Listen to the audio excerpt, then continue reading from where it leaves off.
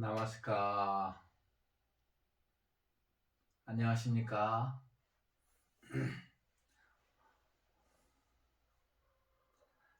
신경에 대해서 계속 얘기해 봅시다. 관자재보살이 깊이 행심, 깊이 반야바라밀다를 행하실 때 조견 모든 걸 관지의 자리에서 비춰봤습니다. 봐가지고 뭘 알았냐면 오온이 개공도한 이치를 갖다 바라본 거죠. 그 이치를. 그럼으로써 오온이 개공도하는 이치를 알게 되면은 모든 고액, 모든 고를 갖다가 건널 수 있는 거죠. 그죠? 그래서 그러니까 가장 큰 높은 지혜가 있을 때 진리를 바라보게 되고 진리를 보게 되면은 모든 고를 없앨 수 있다는 이런 뜻이라고 볼 수 있어요. 여기에서 보면. 그럼 자, 어저께 이제 얘기했는데 보살이라는 것은 이게 몇 가지 단어가는 그냥 쉽게 이해할 수 있는 어떤 단어는 범어를 그대로 번역한 거기 때문에 이해를 못 할 수가 있어요. 그죠? 다른 건 다 보죠. 공이라든지 뭐 이런 건데. 그래서 그런 걸 좀 설명할 거예요.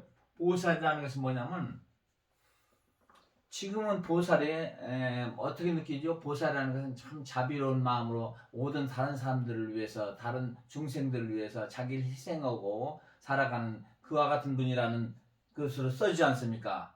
원래는 그런 게 아니에요. 보살이라는 것은 뭐냐? 보디사트바예요. 보가 중국말로 번역해서 생각하는데 보디, 우리나라 발음은 살이지만 중국은 사예요. 이 언어라는 게 약 800년마다 바뀌게 돼요. 그래서 지금 한국에서 쓰는 중국어는 뭐냐면요, 당송시대의 중국어라고 그래요. 발음이. 그래서 제가 이렇게 우리 한국식으로 발음을 하면 당송시대의 발음인데, 그것이 지금 이게 당송 지나고 나서 이제 원나라가 나오지 않습니까? 그러면서 이제 북경이 중심이 되면서 이제 바뀌어지는 거예요. 북경 발음 중심으로 이런 것이 많아져요. 그리고 이제 옛날 당송은 이제 쫓겨났으니까 저쪽 남쪽으로 내려갔어요. 그래가지고 산골이나 중국 방언이 많은 산 같은 데 가보면요, 우리 발음이 있어요. 한국 이런 식으로 국해요. 구어가 아니라 중국은 이렇게 식으로 바꿔요. 남방에 그러니까 저기 광동성이라든지 홍콩은 우리하고 비슷한 그런 발음이 있어요. 당송 발음하고 아주 유사한 그런 거라고 그러더라고요. 그래서 보사예요. 근데 원래 원어는 뭐냐면 보디 사트바예요. 보디라는 것은 모든 것을 아는 지혜를 말하고 있어요. 그리고 사트바라는 것은 그것의 지혜의 농축이라는 거예요. 지혜 또는 화신이라는 뜻이에요. 그러니까 모든 지혜를 갖춘 이 세상이 돌아가는 이치, 세상이 어떻게 나왔고 어떻게 돌아가고 그다음에 어떻게 이렇게 움직여지고 그다음에 어떻게 다시 나온 것들이 다시 돌아가는 온 자리로 다시 돌아가는가 하는 그런 이치를 안다는 뜻이라고 할 수 있어요. 그래서 보디사트바. 그러니까 그 이치를 다 아는 그와 같은 지혜를 가진 사람이에요. 보디사트바라는 것은 지혜의 화신이에요. 그런 자리가 되면은 자연히 보살심이 나올 수밖에 없어요.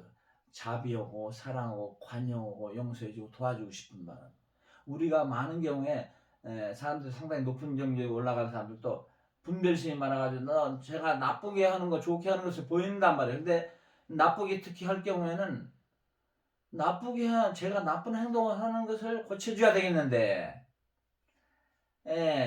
그러면서 이제 거기다 이제 많이 노력을 하면서 실망도 하고 아주 화도 내고 그러는데, 그 이유가 뭐냐면 아직 보디사트바만큼 올라가지 못했기 때문인 거예요.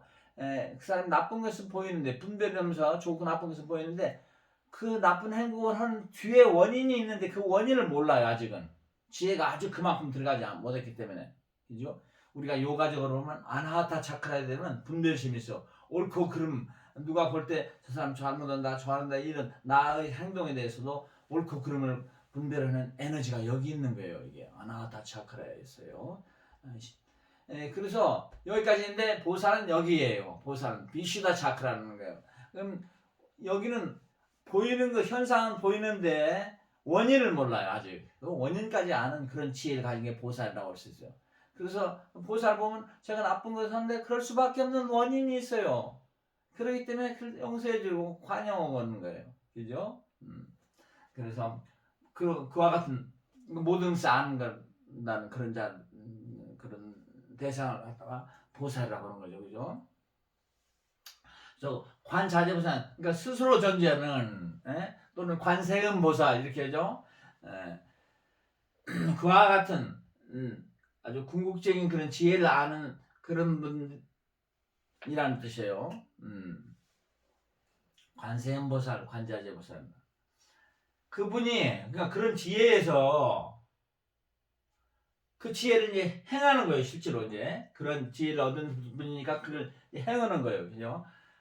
바냐라는 것은 범어로 뿌라갸라는 데서 나왔어요. 이것도 바냐만 하면 중국말로 바냐가 무슨 뜻인지 모르죠. 그냥 바냐라는 것은 뿌라갸라는 것은 지혜라는 뜻이에요. 영적 지혜, 이 모든 세상의 이치를 알고 더 넘어가서 더 이 창조된 이 세상에 온 이 저세상에 대해서 피안의 지혜뿐만 아니라 차안의 지혜까지도 안다는 뜻이에요. 그것을 파냐라는 거예요. 범어로는 브라기아라고 그랬어요. 브라기아. 그 다음에 파라미르라는 것은 파라미타에서 나온 거예요. 파라미타. 파라라는 것은 뭐냐면 궁극적인 것을 말하는 거예요. 그러니까 궁극적인 지혜를 가진 분을 보살이라고 할 수 있어요. 제가 이 얘기했죠. 보살이라는 것은 이제 후대에 나와서는 불보살의 개념이 분명히 나눠져가지고 십지보살, 보살도 여러 단계인데 가장 높은 단계에 있는 십지 단계에 있는 보살도 부처하고는 10만 8천이가 따르다고 그랬는데 그런 식으로서 불과 보살의 개념을 또 나눴어요. 후대에 가서는. 그렇지만 초기에는 파냐바라미타 경 같은 것은 대승불교 초기에 나온 거죠. 초기에는 불보살을 갖다 같이 이렇게 이렇게 같이 얘기한 거예요. 그래서 그런 보살의 경계에 있을 때 궁극적인 차안과 피안의 세계에 대해서 모든 것을 알 수 있는 그와 같은 지혜를 가진 자를 불보살이라고 할 수 있어요. 그죠? 그러면 그분이 그와 같은 보살이 관자재 보살이 또는 관세음 보살이 그와 같은 궁극적인 지혜를 깊이 행할 때 이렇게 나왔어요. 그죠? 자, 그때 이제 뭘 아느냐면 그와 같은 지혜를 또 활용할 때니까 그때 바로 비춰봐서 알았다 이거죠. 오니 개공도 그렇게 함으로써 일체 고액을 넘어섰다. 그죠? 자, 그러면 이제 중요한 게 이제 여기에 온 개공도를 봤다 이거죠. 알았다 이거죠. 근데 오온이 모두 다 공허다는 이치를. 그래서 이 두 가지를 알아야 돼요. 오온이라는 것이 뭔가, 그 다음에 공이 뭔가 두 개를 알아야 되겠죠. 그죠? 이게 가장 핵심적인 거. 이거를 알면은 모든 것을 그걸 다 넘어서 버릴 수 있으니까요. 그죠? 그래서 이제 그 다음에 설명한 게 색즉시공에서 오온내는 5가지인데 그걸 하나하나 하는 거예요. 색수상행식을 오온이라고 하는데 제일 처음에 나오는 색이 어떤 대상을 말하는 거예요. 색이. 그래서 그 다음에는 색 다음에는 색, 성, 향, 미, 촉각을 하나씩 다 나누는 거예요. 이제 오늘 다시 한번 이제 복습 겸 해서 해봅시다. 그래서 오온이라는 게 뭐냐면 그 신경 그 자체에 나왔죠. 색, 수, 상, 행, 식. 오늘은 이걸 가지고 오래 할 거예요. 자, 그러니까 색이라는 것은 어떤 대상을 말하는 거예요. 외부 세계. 이게 우리가 사람들이 하는 인식 작용을 얘기하는 거예요. 그 불교는 불교는 그러니까 유식론이라는 게 발달됐으니까 마음이 어떻게 활동하는가에서 굉장히 깊어졌어요. 요가도 마찬가지예요. 그래서 제가 어저께 얘기했죠. 현장 법사가 요가를 배우기 위해서 인도에 갔다고 나왔는데, 그래서 배워가지고 와서 그걸 불교에서 활용한 거예요. 더 초기에 부처님이 가신 것은 이와 같은 것을 갖다 깊이 하지 않았어요. 후기에 이제 발달되면서 불교가 더 발달되면서 사람의 인식작용에 대해서 더 깊이 논리적으로 얘기해 준 거예요. 그래서 이게 우리 사람들의 작용의 인식작용, 색은 외부 세계, 그죠? 외부 세계, 외부의 대상을 어떻게 하죠? 어떻게 알죠? 우리가 5가지 감각기관을 통해서 아는 거죠. 안, 이, 비, 설, 신을 통해서, 그죠? 그 다음에 그걸 받아들이면은, 그 다음에 생각을 하지요. 어떻게 할 것인가, 받아들인 정보를 갖다가 어떻게 할 것인가. 그 다음에 어떻게 생각한 다음에 우리가 행을 하지요. 행동을 하죠. 그리고 행동하고 나서는 거기에 대한 느낌이 있는 거죠. 내가 잘했다. 잘못했다. 결과가 어떻게 됐다. 다음에 더 잘해야 되겠다. 기타 등등 이랬잖아. 그게 시기인 거예요. 그죠? 그래서 행을 갖다 함으로는 우리가 업행이라고 그래요. 똑같은 업이라는 건 행동이나 액션이야. 인도 말은 이게 까르마예요. 까르마. 그죠? 자, 이제 봐요. 그러면 이게 대상이니까 이게 색이라는 건 물질을 말하는 거예요. 어떤 물질 보이는 것들, 형상을 가진 것을 말하는 거예요. 형상을 가진 것을 색이라고 그래요.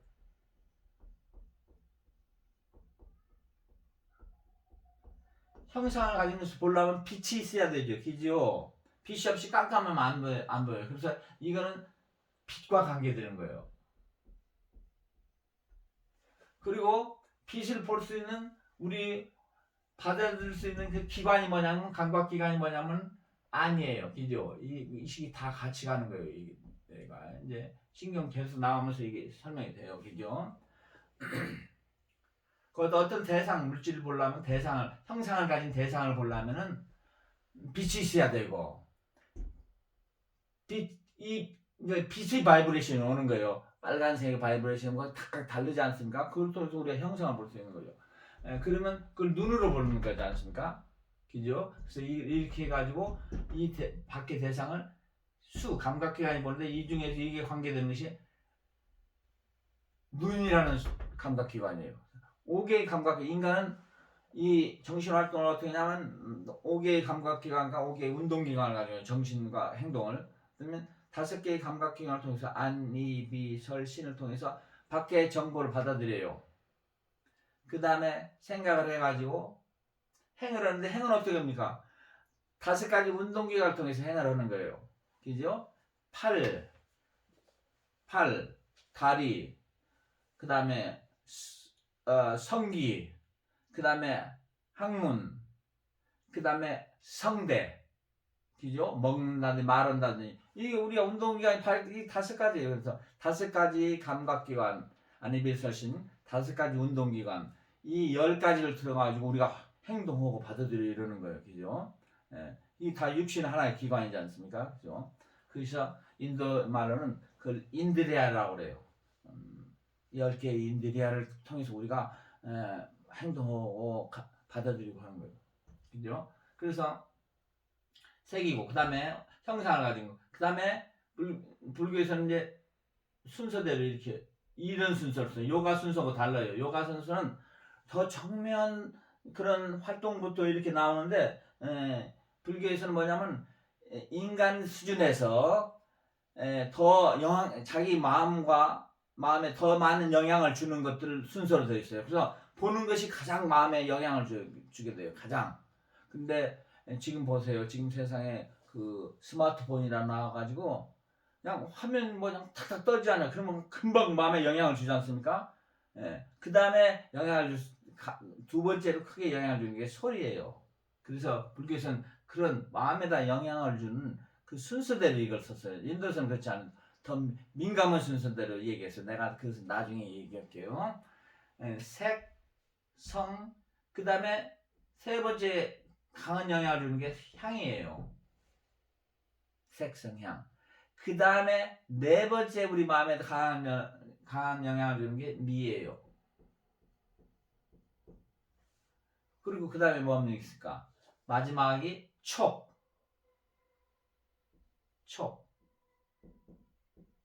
이게 악자로 쓴 거예요. 촉감.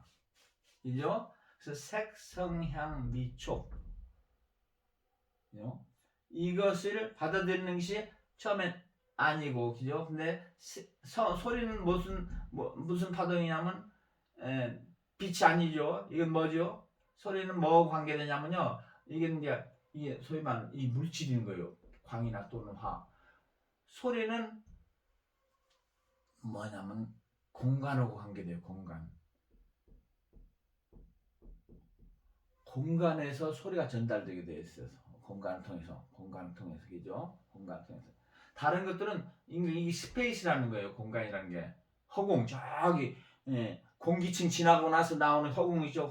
허공인데 소리는 허공에서도 전달돼요. 소리가. 다른 것들은 빛은 허공에서 전달이 안 돼요. 향도. 그래서 이렇게 허공에서 전달될 수 있는 바이브레이션은 오직 소리밖에 없어요. 그래서 우주가 창조될 때 허공이 먼저 나왔기 때문에 소리가 있었다는 말 나오는 거예요. 그 다음에 향은 뭐냐? 냄새잖아요. 그죠? 냄새는 어떤 그런 물질 파동을 통해서 들어오냐면요. 고체 파동. 그냥 불교에서 말하면 치예요. 그 다음에 이게 가장 정밀은 공이고 공간이고 그 다음에 이게 불. 그 다음 맛은 액체예요. 액체가 있어야 맛을 느낄 수 있다고 그랬죠. 그래서 이 향을 이걸 하는 것은 이고 그죠. 이것을 이 바이브레이션 이 소리를 갖다가 들을 수 있는 것은 공간을 통해서 올 수 있는 소리를 들을 수 있는 것은 귀예요. 그래서 귀가 받은 작용을 하고 그 다음에 이거 하는 것은 코죠. 이렇게 비가 뭐 이렇게 어떻게 쓰지 않습니까? 그죠? 그 다음에 맛을 보는 게 설. 그 다음에 촉감은 뭐로 느끼죠? 공기예요. 촉감. 따순 바람이 불어온다, 뭐한다 이런 식으로. 그래서 이거는 풍과 관계되는 거. 그 바이브레이션을 받는 것이 바로 뭐냐면 신체, 피부라는 뜻이에요. 신이라는 게 피부라는 뜻을 말하는 거예요. 감각기관이에요. 그러니까 이게 바로 5가지 감각기관이죠. 안니비, 설신, 이죠. 이것을 받아들이는 것은 피부예요. 그죠? 피부, 이 신체가 피부라는 뜻이에요. 그래서 이게 색, 수상 행식을 받아들이는 것이 수기관이 안입이 설신이고, 그죠? 그럼 이렇게 받아들여가지고 생각을 하는 거예요. 생각. 이게 우리가 마음이 하는 거예요. 이게 마음이. 생각을 해가지고 이 마음이 또 행동을 하는 거고, 또 마음이 또 어떤 느낌을 갖게 되는 거예요. 그죠? 자, 이것이 오온인데 하나, 둘, 셋, 넷, 5가지요. 그러니까 오온이라는 것은 5가지, 그러니까 인간이 행동하는 것과 관계된 모든 것이라는 뜻이에요. 아시겠습니까? 인간의 생각, 감각, 기타 등등의 어떤 행동을 다 하는 이 모든 것이 오온이에요. 그래서 5가지가 있어요. 그죠? 색수, 상행식. 그래서 오온이라는 거. 이게 다 공했다 이거죠. 자, 그러면 이게 공한다는 말이 무슨 말인지에 대해서 이제 오늘 설명할 거예요. 공한다는 것은 뭐냐면 겉으로는 있는 것 같지만 비어있다 이거죠. 아무것도 없다 이거예요. 그죠? 허상이라는 뜻이에요. 겉에 나는 그런 거다. 환영이라는 이런 뜻이에요. 여러 가지로 표현이 돼요. 어떤 때는 환영이라고 표현했다. 어떤 때는 무라고 그랬다. 어떤 때는 공이라고 그랬다. 그죠? 인도에서는 이 공을 갖다가 수냐라고 그래요. 근데 수냐를 2가지 의미가 있어요. 이걸 잘 이해해야 돼요. 이걸 잘못 이해할 때는 아주 위험한 그런 어떤 허무주의적인 이런 게 나올 수 있어요. 봐셔요. 제가 이제 순야라는 범어로 순야라는 그 공은 무슨 뜻이냐면 하나는 아무것도 없을 때 그게 뭐냐면 표현이 안 됐을 때 가장 파워풀한 거예요. 그래서 공이라는 게 두 의미가 있어요. 정말 아무것도 없어가지고 그냥 쓸모가 없는 것일 때도 공이에요. 빵 이렇게 아무것도 없다. 필요도 없는 거다 이렇게. 그 다음에 모든 것이 있는데 아직 표출이 안 되는 상태도 공이라고 하는 거예요. 그 공의 의미를 잘 알아야 돼요. 그죠? 그래서 이 공이라는 것은 바로 그런 두 번째 의미요. 실제로 겉에 나서는 현생이 아니고 그 안에 있는 거 모든 것이 표출될 수 있는 그 잠재의 가능성을 가지고 있지만 아직 표출이 안 된 상태. 그 다른 말로 보면 우주가 창조되기 이전에, 그러니까 창조라는 거 뭐 많은 유세계잖아요. 그러니까 많이 것이 있는 세계인데 그 세계가 나오기 이전의 세계. 그 유세계는 그 이전의 세계에서 나왔거든요. 그러니까 유세계를 만들어낼 수 있는 모든 온갖 것이 생각을 포함해서 물질계, 정신계 모든 것이 나올 수 있는 그 본원자리를 말하는 거지. 공이라는 게. 그죠? 그래서 이와 같이 지금 일어나는 이런 현상들, 마음의 작용들, 물질계 모든 것들은 원래 거기서부터 왔다는 거예요. 이 공으로부터 왔는데 공이라는 게 뭐냐면요. 그런 의미에서 볼 때 모든 그런 잠재 가능성을 가지고 있는데 아직 표현이 안 되는 그런 의미의 공을 우리가 받을 때 그게 완벽하다는 거예요. 그게 완벽성이에요. 거기에 절대 진리가 다 있고 거기에 무한한 행복이 있고 거기에 그 모든 것을 초월하는 그게 차안이라는 거예요. 그죠? 그래서 이런 것들이 바로 그런 거다 하는 것을 깨닫는 거예요. 그죠? 그러니까 우리는 이런 현상의식이나 이런 걸 가지고 막 괴로워하고 뭐고 그냥 죽음도 있고 뭐고 이렇게 느끼는데 실제로 이 나온 소스를 보면은 그것이 공이에요. 완벽하다 이거죠. 그럴 때는 아무 걱정 근심거리가 없는 거예요. 고가 없는 거예요. 그죠? 자 이제 조금 여기 더 하고 나서 고를 봅시다. 고액이라는 같이 써야 되겠죠. 이 불교에서는 뭐죠? 모든 것이 고라고 했잖아요. 바로. 그러니까 이 공의 자리에서 이 이치를 모르고 볼 때는 이 현상에 일어나는 거 볼 때는 모든 것이 고통이에요. 고통으로 느껴지는 거예요. 그 다음에 그것은 집착에서 왔다. 이게 이제 그것을 멸하는 방법이 있다. 그래서 고집멸도예요. 그러니까 이 부처님은 이걸 가르쳐 주셨어요. 그러니까 제가 얘기했죠. 부처님 원래 가르치면 지금 남방에 남아 있다고. 근데 이거는 지금 대승불교로 하면서 심경에 나중에 가다 보면 어떻게죠? 무고집멸도라서 고집멸도가 없다고 그랬어요. 그죠? 이걸 우리가 해석해야 돼요. 부처님 같이 완전히 깨달으신 분, 그분이 고집멸도고 그 고집멸도를 없애는 방법이 팔정도고 이렇게 가르치는 거예요. 이게 사성계라는 거예요. 네 가지의 아주 성스러운 진리. 그죠? 그리고 이 삶에서 고를 없애는 그런 하나의 마지막 그 길이 올바른 길이 팔정도라는 거예요. 그래서 불교의 핵심 사상은 사성계 모든 것이 고집멸도에서 이루어진다는 거고 모든 것이 고통으로 시작. 그 다음에 그것이 없애는 방법이 팔정도 8가지 올바른 방법이라는 거죠. 그죠? 근데 여기 신경에서는 부정해 버렸어요. 왜냐면 무고집멸도라 그랬어요. 왜 그러냐? 왜 그렇습니까?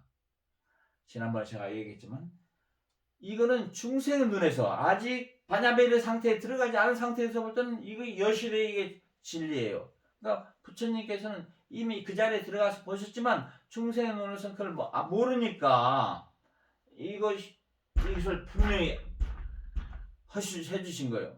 그죠? 그리고 이거로부터 벗어나는 길이 뭔가 팔정도라 하는데 이제 대승불교에서는 그 자리에 이미 또 다른 사람의 입장에서 볼 때 팔정도를 통해서 도를 통해서 반야 바라미를 증득은 그런 사람이 보살이 보는 그런 관점에서 보면은 공인 거요.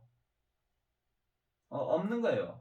그러니까 다른 말로 보면은 부처님 말씀은 사성제와 팔정도와 신경에서 말하는 것이 상충된다면 안 돼요. 보는 관점이 다르다는 거예요. 중생의 관점에서 중생을 위해서 가르치신 분이 위대하신 그런 부처님이고 부처님이 가르친 중생을 위해서 가르친 거예요. 여기서는 그것이 아니고 이제 더 높은 차원에서 볼 때는 그렇다는 것을 가르친 거예요. 그죠? 반야비를 상태에 가면 그렇다. 그러니까 바라미를 갖다가 바로 증득해라 이거예요. 부처님은 팔정도를 통해서 정견부터 시작해가지고 순차적으로 공부하는 것을 가르쳐 줬어요. 부처님 가르치면 요가의 그 이론과 상당히 비슷해요. 요가의 팔정도와. 근데 이 대승불교 들어와서는 그걸 다 초월해가지고 그냥 그 자리로 들어가죠. 바라미로 바로 들어가자 이거예요. 바라미로. 근데 대승불교에서 반야 바라미를 갖다 하는 것이 대승불교는 6가지로 얘기를 해보세요. 6가지 방법으로. 보시, 지계, 인욕, 정진, 선정, 반야 이죠. 이런 식으로 가라 이거예요. 근데 신경에서는 또 달라요. 왜냐면 신경에서는 어떻게 가야 되냐면 주로 가라 이거예요. 반야 바라밀타 주 카테 파라 카테 파라 상가테라는 거. 우리 한국말 발음으로는 아제 바라제 바라승아제 보디사바 이런 식인데 이거는 나중에 얘기했지만 올바른 그런 발음법이 아니에요. 상스크트는 정확히 해야지 우리 차크라 우리 에너지를 갖다 진동시키거든요. 그래서 카테가 돼야 돼요. 중국은 발음이 그대로 카테예요. 근데 그 발음이 변화되면서 우리는 아제로 읽어요. 그건 올바른 그건 아니에요. 자, 그래서 여기서 보면은 이제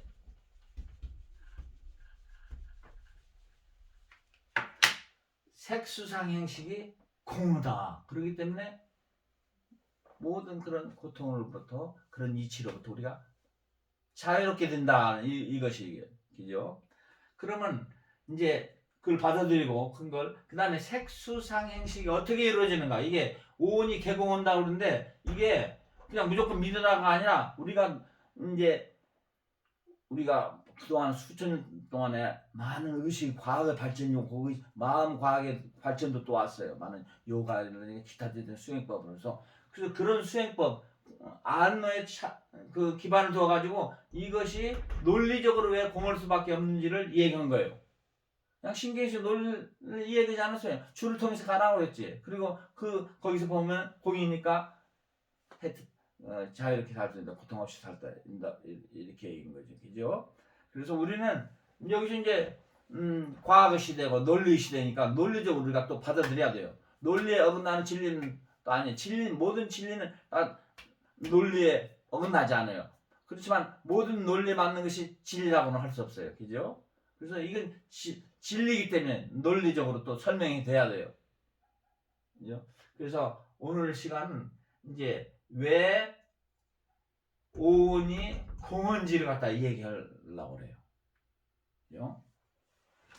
자, 이 오온이 공헌 것을 알려면 우리가 깊은 동양 철학을 알아야 돼요.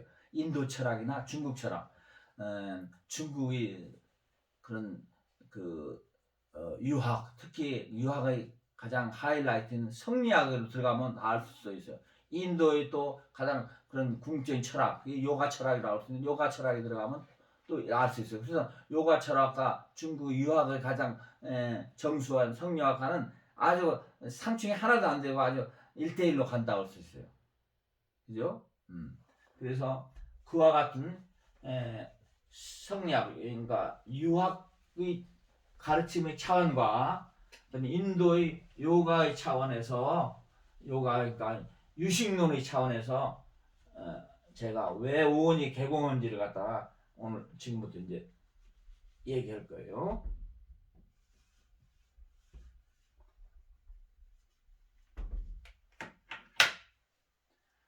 이걸 설명하려면 최소한 1시간 이상이 걸리니까 오늘 여기까지 하고 다음 동영상에서 그 오온이 개공한 이치를 그 요가 과학과 성리학 그 과학에다 기반을 둬가지고 설명을 하겠습니다.